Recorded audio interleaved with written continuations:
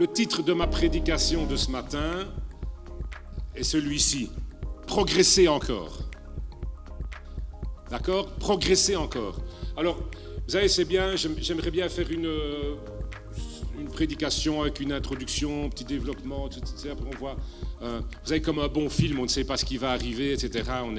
Mais je ne vais pas faire comme ça parce que j'aimerais, c'est pour ça que je donne le titre, c'est pour ça qu'après je vais vous donner aussi quelques points que je vais aborder, tout simplement parce que je l'espère que ça vous aide à voir où je veux en venir, de quoi je parle, et peut-être avoir déjà plus loin que ce que je suis en train de dire. Donc c'est peut-être une façon de faire qui n'est pas habituelle, mais bon, je vous préviens déjà à l'avance.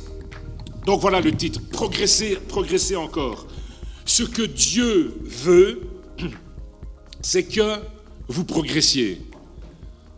Jusque-là, on est d'accord. Et si vous n'êtes pas d'accord, alors vous ne croyez pas que ce que la Bible dit est vrai. Ce que Dieu veut, c'est que vous progressiez.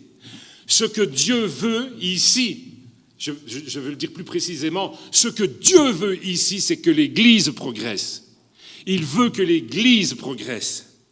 Mais on va voir ce que ça veut dire. Parce que, évidemment, quand on parle comme ça, et quand on prie aussi comme ça, quand on prêche comme ça, mais on interroge Dieu. Moi, j'ai interrogé Dieu, mais Seigneur, que veux-tu ? Que veux-tu pour l'Église ? C'est quoi ? Ça veut dire quoi ? Que veux-tu dire par là qu'on progresse ? Et donc, je voudrais vous lire un texte, je le dis déjà...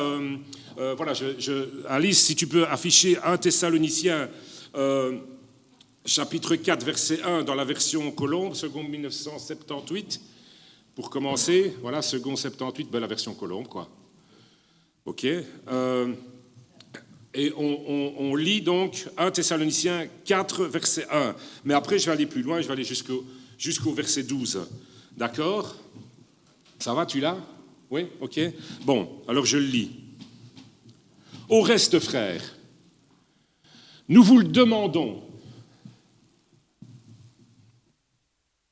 et nous vous y exhortons. Donc, on vous encourage à ça. Nous vous y exhortons dans le Seigneur Jésus. Ça veut dire que ce n'est pas nous comme ça, parce qu'on en a envie. Non, c'est dans le nom du Seigneur Jésus. Vous avez appris comment vous devez marcher et plaire à Dieu. Écoutez, on s'arrête là. Est-ce que vous tous ici, ou je l'espère presque tous, bon, j'espère tous en fait, n'avez-vous pas appris, ici peut-être ou ailleurs, comment vous devez marcher ? Comment vous devez marcher et plaire à Dieu ? Vous l'avez appris, non ? Eh bien, il dit d'ailleurs vous le faites ? D'ailleurs vous le faites ? Eh bien, progressez encore. On ne s'attend pas à ça, hein, quand on lit ce texte-là. Eh bien, progressez encore. Vous avez appris depuis longtemps comment plaire à Dieu et ce qu'il faut faire. Et vous le faites. Ce n'est pas que vous ne faites rien. Vous le faites. Eh bien, progressez encore. Amen. Voilà ce que le Seigneur veut. Eh bien, progressez encore. Et dans la version habituelle, version 1910, on ne va pas l'afficher parce qu'après, je vais continuer dans l'autre version. Vous savez qu'il y a parfois des petites différences de traduction selon toutes les versions qu'on a, et c'est une bonne chose parce que ça rend les choses plus riches, parce que le texte justement original est plus riche et on ne sait pas toujours le traduire en français parce qu'il n'y a pas toujours le mot exact qui correspond, etc. Enfin bref, on ne va pas faire un cours là-dessus. Je le lis dans l'autre version. Au reste, frères, puisque vous avez appris de nous comment vous devez vous conduire et plaire à Dieu, et c'est là ce que vous faites, eh bien nous vous en prions. Et nous vous en conjurons. Quand on dit ce mot-là, nous vous en conjurons, c'est pas... ce serait bien, quoi, ce serait sympa. Non, quand Paul emploie ce mot-là, c'est pas souvent nous vous en conjurons. Moi, je sais pas comment, je vais pas essayer de donner la définition du mot, mais c'est vraiment... C'est plus qu'une supplication, c'est une supplication mêlée un peu d'une espèce d'ordre, si vous voulez. Faites-le, je vous en conjure, faites-le. Donc, nous vous en conjurons au nom du Seigneur Jésus-Christ, de marcher à cet égard de progrès en progrès. Donc voilà, ce que vous avez appris depuis des années, depuis que vous connaissez le Seigneur, vous savez comment lui plaire. Eh bien, je vous en supplie. Je pense que je peux le dire sans gêne comme ça. Le Seigneur aujourd'hui dit, Église de Warem, toi, puisque tu es l'Église, hein, je veux dire d'ailleurs que ce soit de Warem ou d'ailleurs, Église, chrétien, je t'en conjure, je t'en supplie au nom du Seigneur Jésus, progressez encore. Amen. Voilà. Voilà la parole de Dieu pour nous aujourd'hui et pour son Église. Je n'en doute pas un seul instant. D'accord? Je ne me présente pas comme prophète ou comme quoi que ce soit. J'aime pas les titres ronflants. Hein, il y en a tellement maintenant, on en voit un peu partout des prophètes, des trucs, on me présente comme ça, prophète machin, etc. Et ils ne sortent pas de prophétie. Bon, soit. Mais je suis convaincu complètement que c'est la parole du Seigneur pour l'Église. C'est dommage d'ailleurs qu'il faut parfois quelqu'un qui vient vous dire le Seigneur m'a révélé, j'ai eu une vision, etc. Bien que ce soit des choses vraies, évidemment, le Seigneur le fait, mais voilà. Bon, soit. C'est la parole du Seigneur pour aujourd'hui.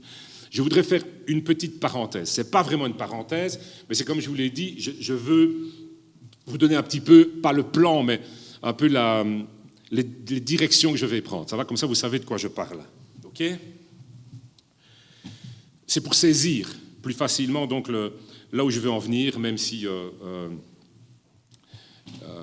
je peux pas vraiment tout expliquer en un résumé. C'est bizarre, normalement on fait le résumé à la fin. On va voir progresser ce que ça veut dire.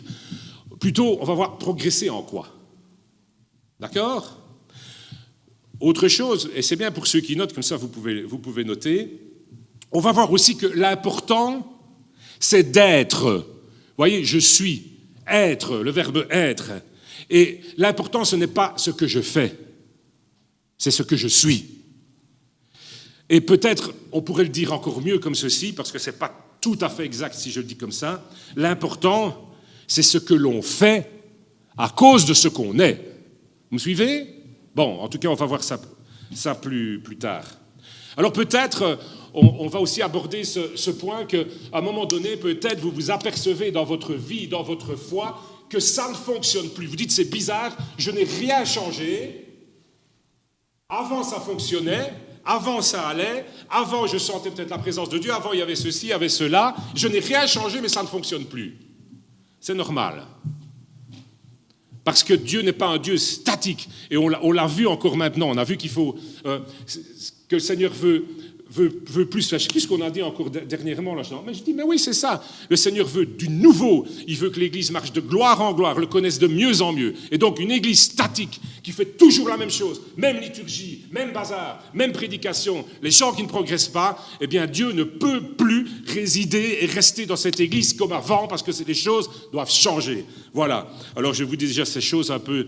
Je sais, je fais une entorse, je dis ces choses-là déjà à l'avance, mais...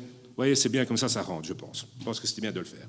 Alors, il faudrait aussi, ce matin, réaliser que Dieu te demande quelque chose. Parce que si tu ne réalises pas que Dieu te demande aujourd'hui quelque chose, je perds mon temps. Moi, ma prière, ça a été ce matin de dire, mais Seigneur, s'il te plaît, que je ne perde pas mon temps. Parce que vous savez que, si vous saviez, je ne suis pas le seul, mais les prédicateurs, les pasteurs, etc., le temps qu'on peut perdre à prêcher, à apporter la parole de Dieu, qui pourtant est la parole de Dieu, qui pourtant est inspirée par Dieu, qui pourtant était le message que l'Église devait entendre, et avoir perdu son temps.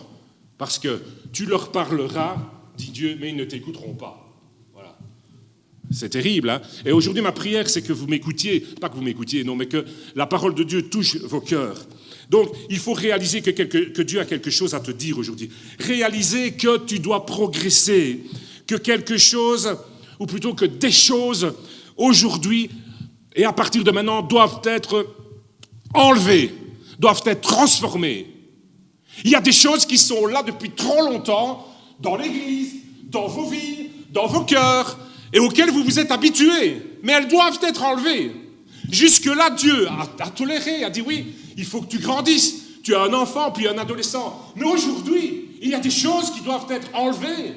Elles ne peuvent plus rester, ou sinon Dieu ne peut plus résider comme ça, ne peut plus rester comme ça. Elles doivent être transformées, elles doivent être changées.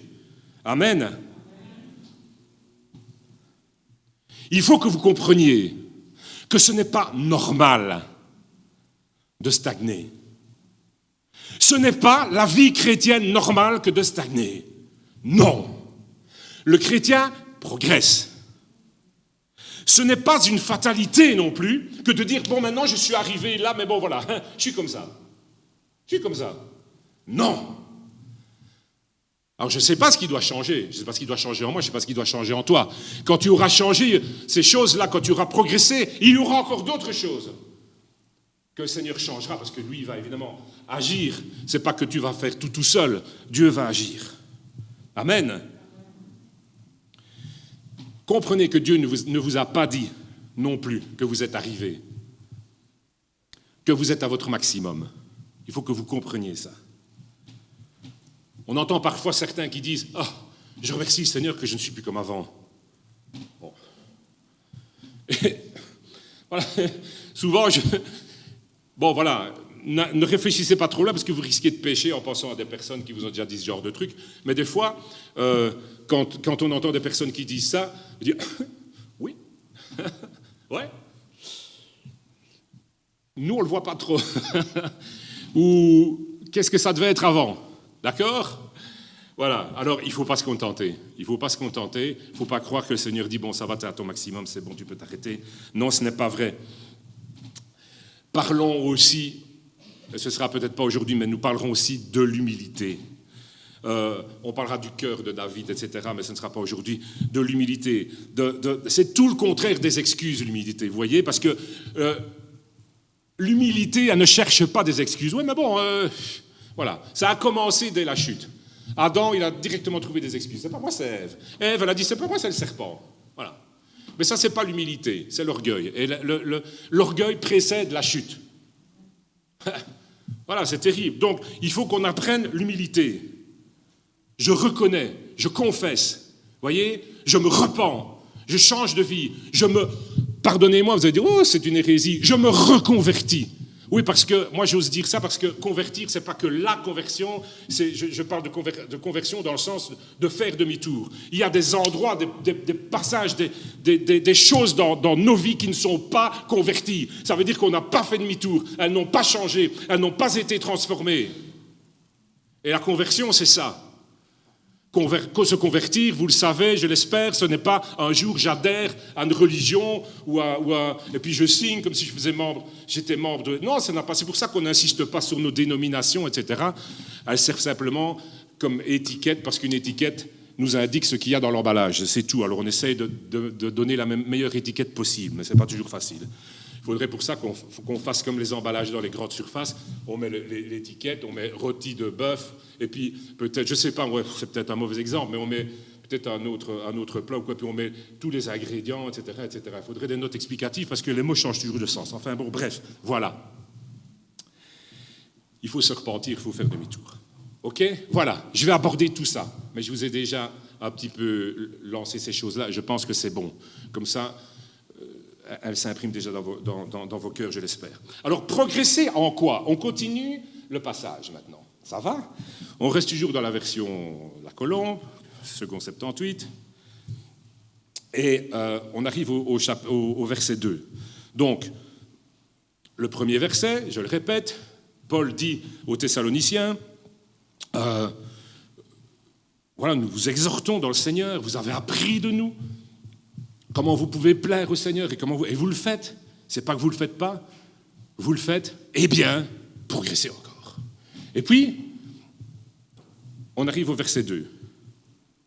Vous savez, en effet, quelles recommandations nous vous avons données de la part du Seigneur.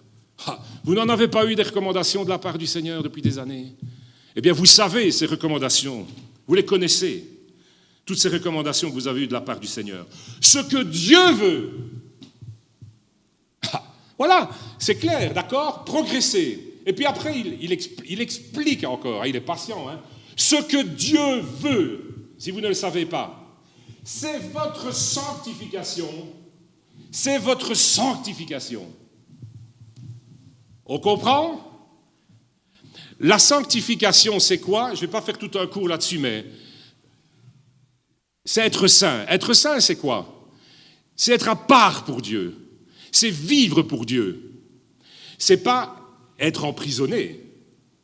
Ce n'est pas être lié dans une vie où on ne peut plus rien faire, où on est malheureux. Attention, pour ceux qui ne comprendraient pas, c'est tout le contraire.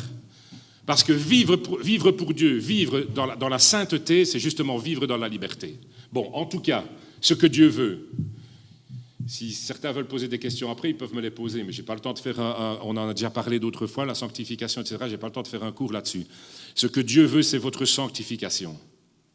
Autrement dit, aussi, c'est que vous ne viviez pas comme les gens qui ne connaissent pas le Seigneur.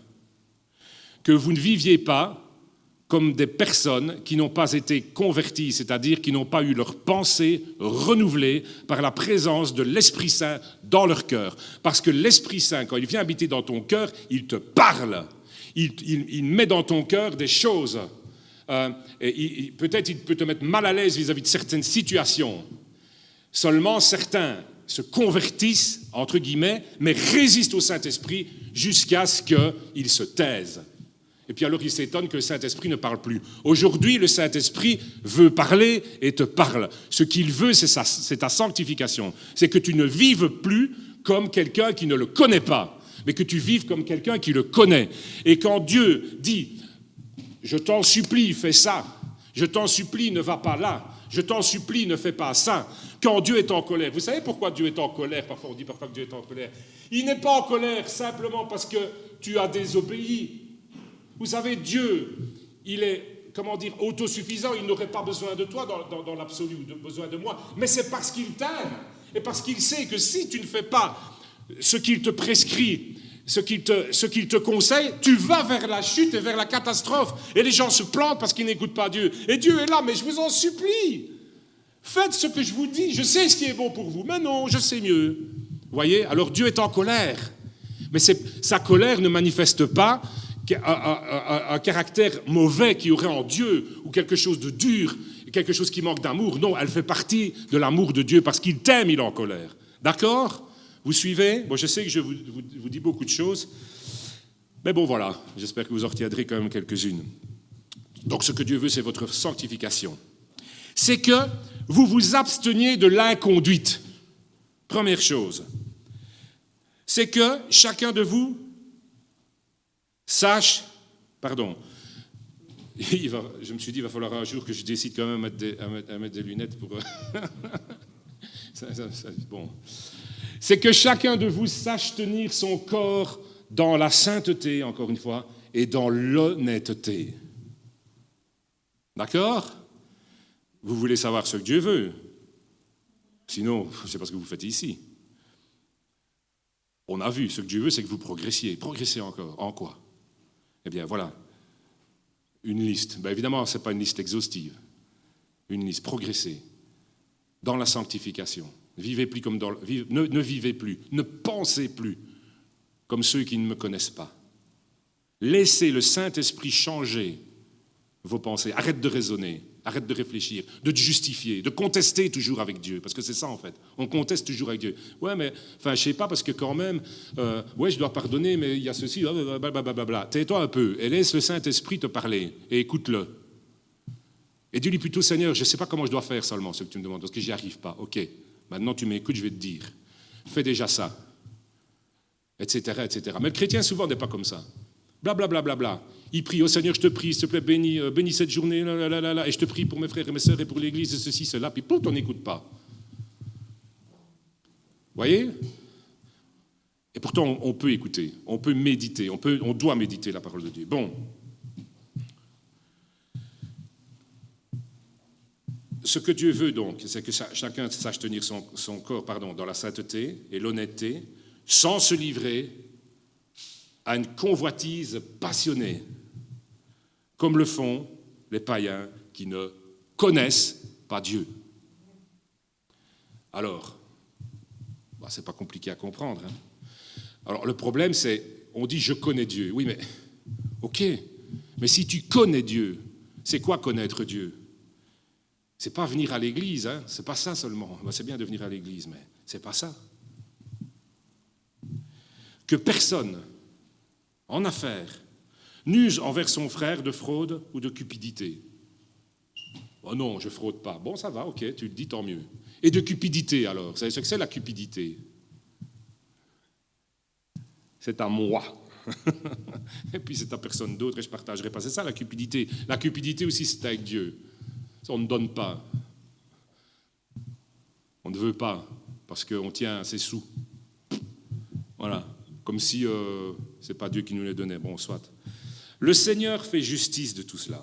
Nous vous l'avons déjà dit et attesté. Alors vous voyez, c'est bête parce qu'il y a des choses comme ça qu'on ne fait pas, qu'on n'ose pas faire, que voilà, peut-être que dans lesquelles on n'obéit pas. Mais c'est idiot parce que, vous savez, de toute façon, Dieu fait justice de tout ça. Et c'est dommage, parce que quelque part, on n'obtiendra pas j'ai envie de dire, le prix, la reconnaissance de Dieu, la récompense, entre guillemets, la couronne, si je puis dire comme ça, de ce qu'on a fait, puisqu'on ne l'a pas fait. Et de toute façon, Dieu fait justice. Bon, alors je continue. Car Dieu ne nous a pas appelés à l'impureté. OK ? Mais à la sanctification. Ah, encore ? Oui, encore. Dieu ne nous a pas appelés à l'impureté. Donc, il faut arrêter de réfléchir, je le répète. Enfin, ça ne veut pas dire qu'il faut être bête, mais il faut réfléchir, mais avec le Saint-Esprit alors. Ça va ? Ainsi, celui qui rejette ses préceptes ne rejette pas un homme, mais Dieu, qui vous a aussi donné le Saint-Esprit. Écoutez, ces paroles sont claires quand même. Vous voyez, je vous lis un texte là. Et c'est bien, on vient à l'église, mais parfois certains chrétiens ou certaines personnes viennent à l'église dimanche après dimanche, mais on dirait que cette pièce-là ne tombe pas. Celui qui rejette, on peut venir à l'église, mais celui qui rejette ces choses-là, celui qui rejette ces préceptes, ne rejette pas un homme. Moi, vous pouvez rejeter ma prédication, vous pouvez rejeter ce que je suis en train de vous dire, mais celui qui rejette, et ça se trouve dans toutes les Bibles, quelles que soient les traductions, hein, qu'elles soient même œcuméniques, qu'on pourrait qualifier de catholiques, etc., mais ce n'est pas vraiment le cas, ce sont des traductions. Celui qui rejette ces préceptes ne rejette pas un homme, il rejette Dieu. Alors comment je vais dire je connais Dieu alors que je le rejette ? C'est lui aussi qui nous a donné son Saint-Esprit. Vous voyez ? Ok, je continue. Pour ce qui est de l'amour fraternel. Alors là, c'est le truc, c'est comme si bon, pour ce qui est de l'amour fraternel. Est-ce qu'on a besoin encore qu'on vous instruise là-dessus ? Eh bien, voilà ce qu'il dit. Vous n'avez pas besoin qu'on vous en écrive. Bon, ça va. J'espère que c'est vrai. Vous n'avez pas besoin qu'on vous en écrive parce que vous êtes vous-même instruit par Dieu en vue de l'amour réciproque. C'est Dieu lui-même qui vous instruit là-dessus, non ? L'Esprit qui est en vous vous instruit lui-même sur ça, sur cette histoire-là. Est-ce que vous avez besoin vraiment d'être instruit là-dessus, sur l'amour fraternel ? Vous savez que c'est la base de tout.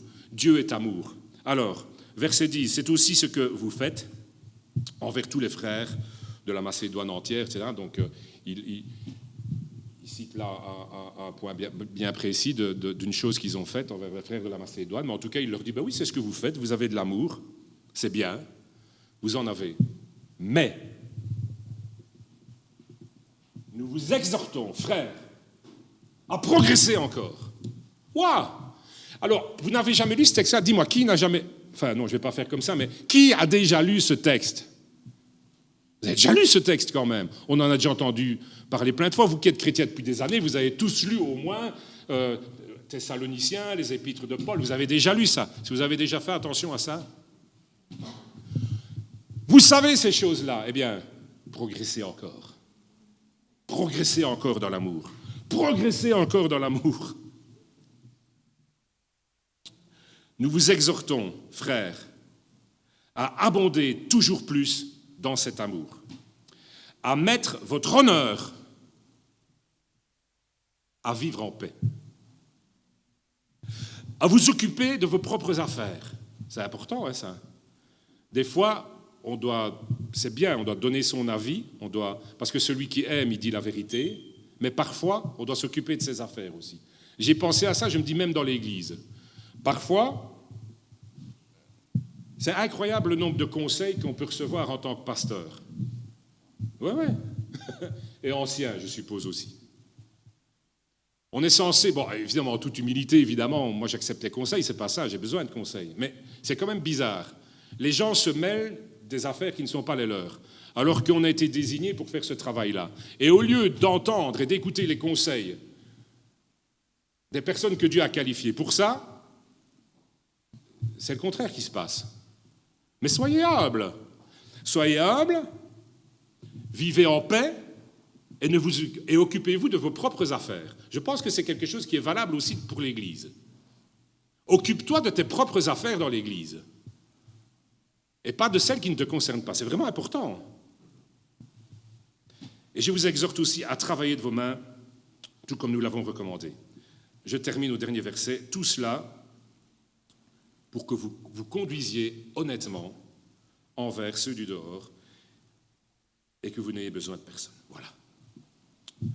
Alors, waouh, c'est tout un bazar, ça. Hein, mais vous allez voir qu'on va aller un peu plus en profondeur et tout ça. Bon, je n'aurai pas terminé aujourd'hui, évidemment, hein, parce qu'on ne veut pas que ce soit trop long. Mais on est en train donc de parler de progresser. Progresser, c'est quoi?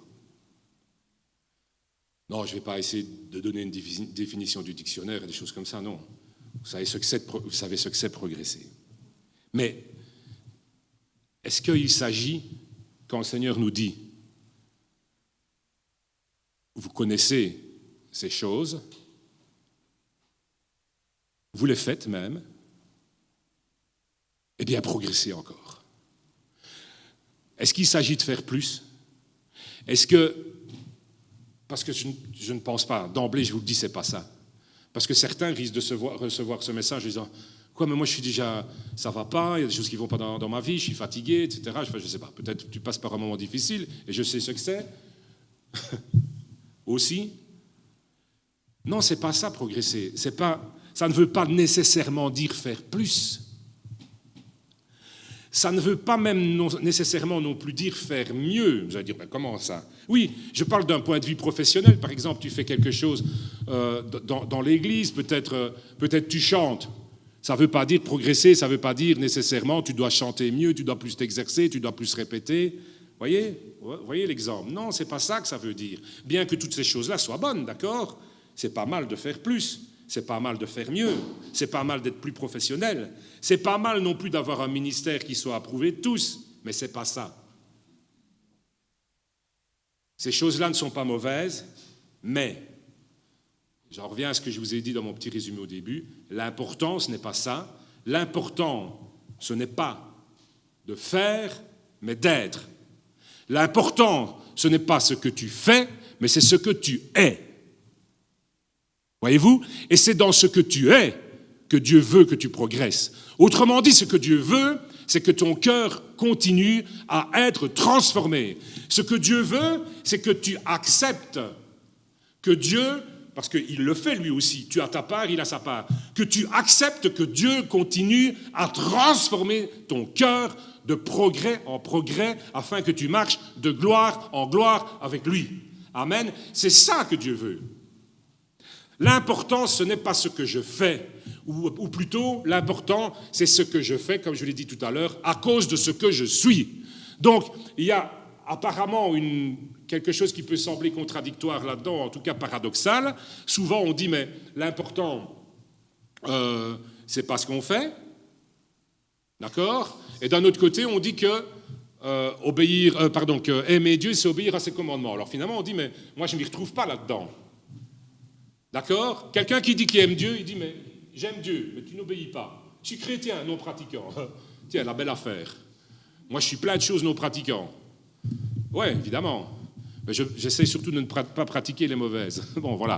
J'ai déjà fait la feinte, ça, c'est pas nouveau, mais je suis nudiste aussi, non pratiquant, heureusement. Voilà. Ça ne veut rien dire, quoi. Bon, alors, faire, c'est simple, en fait, à comprendre. Je ne vais pas vous embrouiller.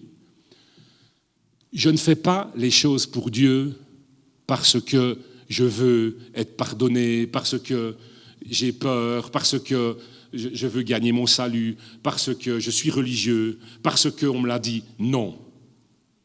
Je fais les choses parce que Dieu m'a aimé en premier, parce que je suis reconnaissant, parce que l'Esprit a changé ma façon de penser, parce que je suis renouvelé dans mes pensées, dans mes objectifs, dans mes ambitions, parce que j'ai foi en lui, parce que je sais que ce qu'il dit, que ce qu'il veut pour moi, c'est bon, sa volonté est agréable, elle est parfaite. Alors je fais les choses, mais j'ai besoin d'être transformé dans mon cœur. C'est là que tu dois progresser et c'est là que l'Église doit progresser. L'Église ne progressera pas. L'Église ne progressera pas en organisation, en professionnalisme, etc., etc. On aura beau faire des réunions, on aura beau désigner des responsables, on aura beau faire des choses, on aura beau essayer, l'Église ne progressera pas si son cœur n'est pas transformé. Si les chrétiens ne savent pas aimer, si les chrétiens ne savent pas pardonner, si les chrétiens ne sont pas humbles, si les chrétiens ne sont pas repentants, si les chrétiens ne sont pas convertis, ne sont pas transformés pleinement à l'intérieur. Et ça, on verra la fois prochaine. Le chrétien est une terre qui doit être travaillée pour recevoir la semence. La Bible ne nous dit-elle pas que Dieu est amour? C'est pas que Dieu a de l'amour, c'est pas que Dieu nous aime, si, il nous aime, mais c'est plus que ça. Ce que Dieu est, c'est amour. La Bible dit Dieu est amour. Le cœur de Dieu même, parce qu'on parle du cœur ici, c'est l'amour. C'est l'amour qui est indissociable de sa sainteté. Dieu ne peut pas aimer s'il n'est pas saint. Dieu ne peut pas être juste s'il n'aime pas. Dieu ne peut pas être amour s'il n'est pas juste. Tout ça, c'est un tout. Dieu est amour. Nous aussi, Dieu veut que nous soyons, pas que nous fassions. Et il y a des choses dans lesquelles il veut que nous progressions. Dans quoi, aujourd'hui, Dieu veut-il que tu progresses? C'est ça le problème, c'est ça la question. Dans 1 Jean, chapitre 4, au verset 7, donc Jean nous dit ceci, « Bien-aimés, aimons-nous les uns les autres. » Pourquoi? Parce que l'amour est de Dieu. Le véritable amour, évidemment. L'amour est de Dieu. Et quiconque aime, donc n'importe qui, quiconque aime est né de Dieu et connaît Dieu. Qui ici connaît Dieu? Qui ici connaît Dieu? Parce que c'est ce que nous disons souvent. Nous, la religion, ça ne nous intéresse pas. Oh, ce n'est pas une religion. Le christianisme n'est pas une religion. Et c'est vrai. Voilà, enfin, c'est vrai en tout cas dans le sens qu'on lui donne habituellement. C'est vrai, c'est une relation. Jésus n'est pas venu parler de religion. Vous pouvez lire la Bible, n'importe quelle traduction, vous verrez, Jésus n'est pas venu parler de religion, mais il est venu parler de son Père. Il est venu parler de relation. Alors nous disons que nous connaissons Dieu. Mais celui qui connaît Dieu, c'est celui qui aime. Celui qui est né de Dieu, qui est né de nouveau, c'est celui qui aime. Celui qui n'a pas connu Dieu, celui qui n'aime pas, dit le verset suivant, verset 8, celui qui n'aime pas n'a pas connu Dieu, car Dieu est amour. C'est simple à comprendre. Celui qui n'aime pas n'a pas connu Dieu parce que Dieu est amour. Si je n'aime pas, si je n'aime pas, mais je ne connais plus Dieu alors. Je ne connais plus Dieu. Ce que j'affirme aujourd'hui, c'est que Dieu, quand il nous dit, par le texte de Paul, vous avez appris comment vous devez marcher et plaire à Dieu, et d'ailleurs c'est ce que vous faites. Je vous lis le premier verset, vous avez compris. Eh bien, progressez encore. Quand Dieu nous dit cela, et c'est ça que j'affirme aujourd'hui, il parle de nos cœurs. Quand Dieu te dit « progresse encore », il parle de ton cœur.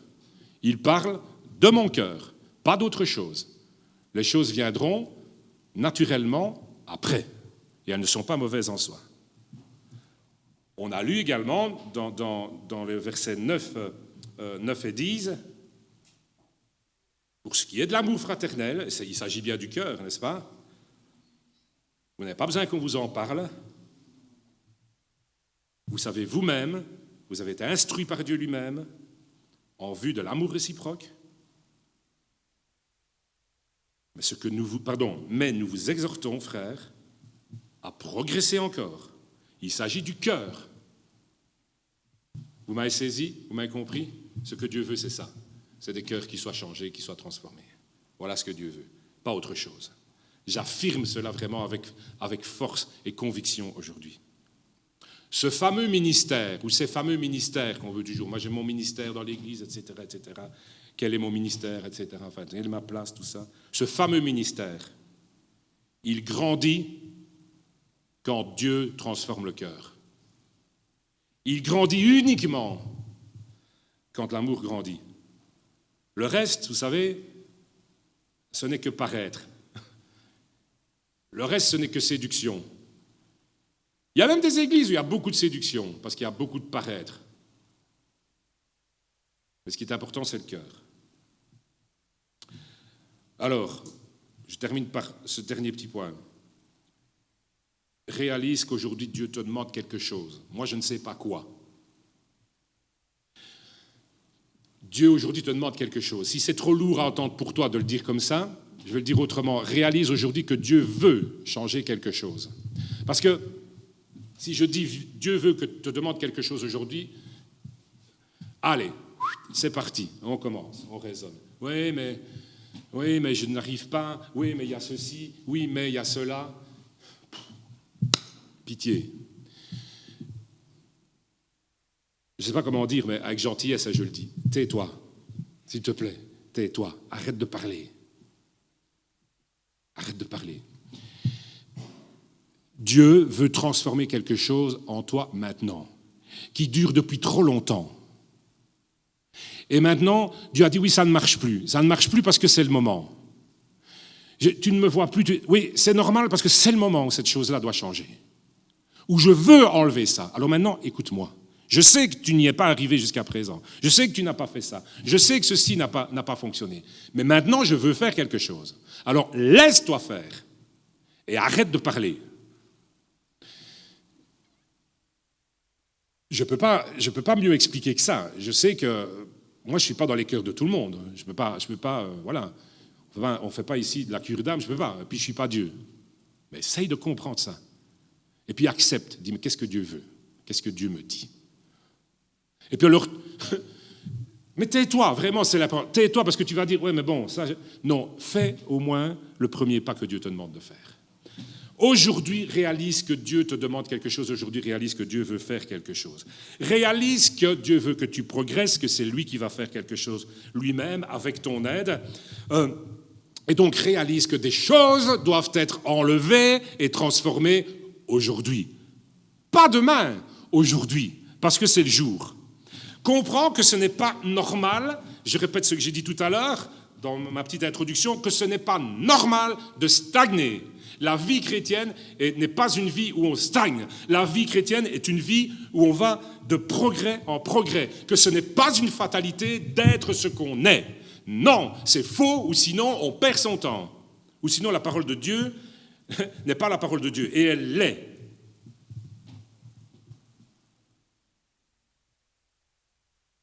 Vous réalisez des choses?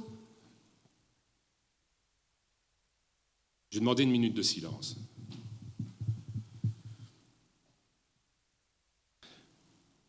Oui, parce que c'est conscience est morte. C'est pour ça que je demande une minute de silence.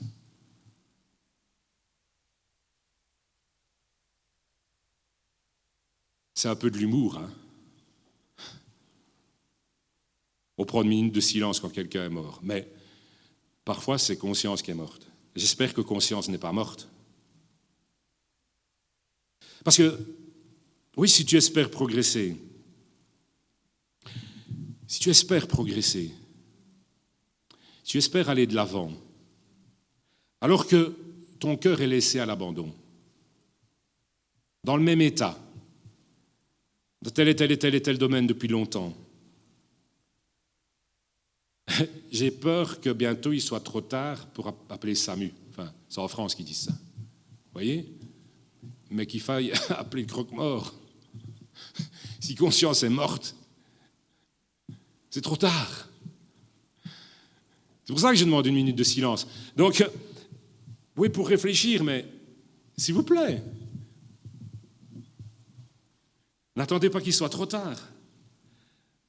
Dans la version Semeur, je suis dans les traductions, Proverbe 4, verset 23.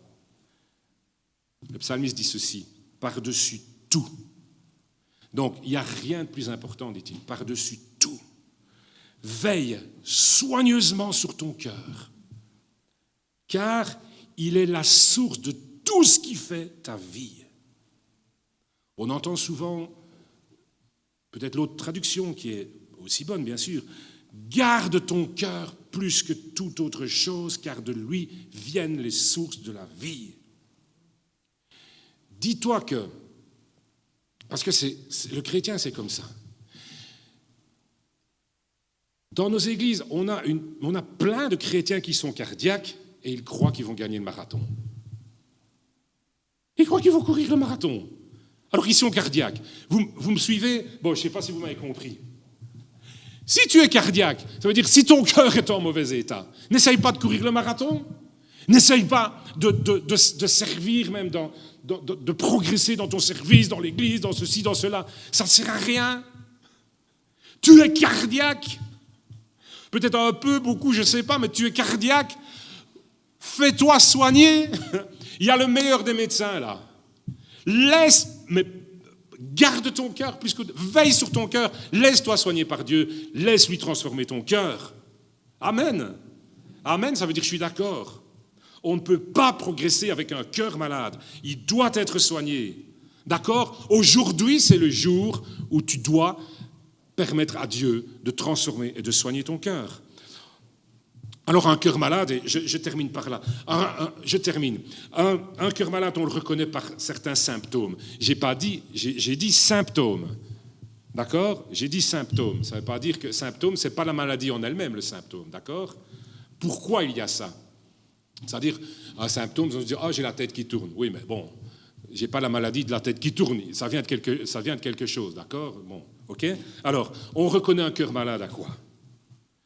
Eh bien, j'ai pensé à quelques petites choses, simplement comme ça, où je pense à quelques petites choses, et je ne peux pas donner une liste exhaustive, encore une fois, mais, eh bien, par exemple, des paroles qui ne sont pas très aimables, souvent, qui sortent de ta bouche.